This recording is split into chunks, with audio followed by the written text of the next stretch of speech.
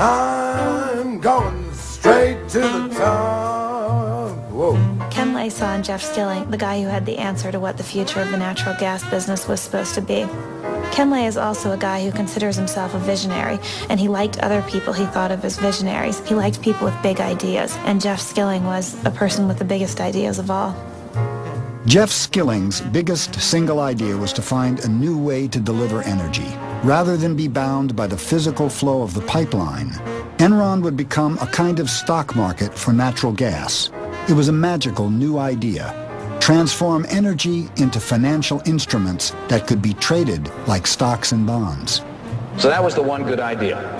In 1992, using that good idea, we became the largest buyer and seller of natural gas in North America. He really believed that the idea was everything, and that when you came up with an idea, you should be able to book the profits from that idea right away. Because otherwise, some lesser man was taking the profits from the idea that some greater man had come up with in the past. When Jeff Skilling applied to Harvard Business School, the professor asked him if he was smart. He replied, "I'm fucking smart." One of his favorite books was The Selfish Gene, about the ways human nature is steered by greed and competition in the service of passing on our genes. At Enron, Skilling wanted to set free the basic instincts of survival of the fittest. Jeff had a very Darwinian view of how the world worked. He was famous for saying once in Enron's early years that money was the only thing that motivated people.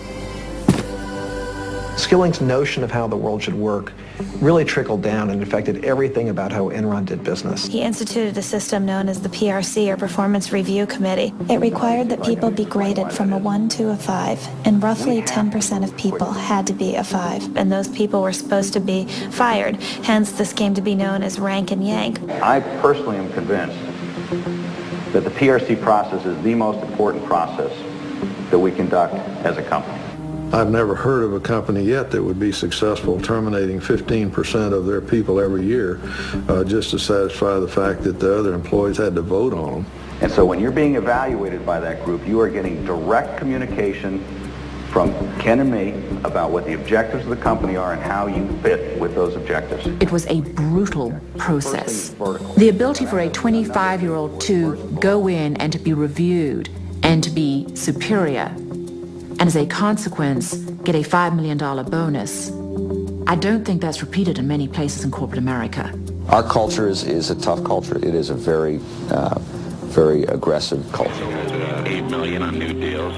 At Enron, no one was more aggressive than the traders. You're not going to make 17 million. If I'm on the way to my boss's office to argue about my compensation, and if I step on somebody's throat on the way, that doubles it, well, I'll stomp on the guy's throat. You know, that's how people work. Is that your 4.5 mil? On the trading side, we got to be the biggest, baddest house in town. And by necessity, if you wanted to be in the market, you had to deal with Enron. Try to reconcile your big numbers here. Enron's traders were like the super powerful high school clique that even the principal doesn't dare to rein in. They had become the major engine of at least reported profits at the company. They took Jeff Skilling and Ken Lay's belief in free markets and turned it into an ideology. But they pitch it almost as a new economic religion. Enron Online will change the markets for many, many commodities. It is creating an open, transparent marketplace that replaces the dark, blind system that existed. It is real simple. You turn on your computer, and it's right there. So that's our vision.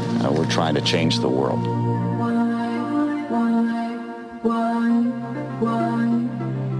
I think Jeff Skilling had a desperate need to believe that Enron was a success. I think he identified with Enron. He proclaimed at one point, "I am Enron."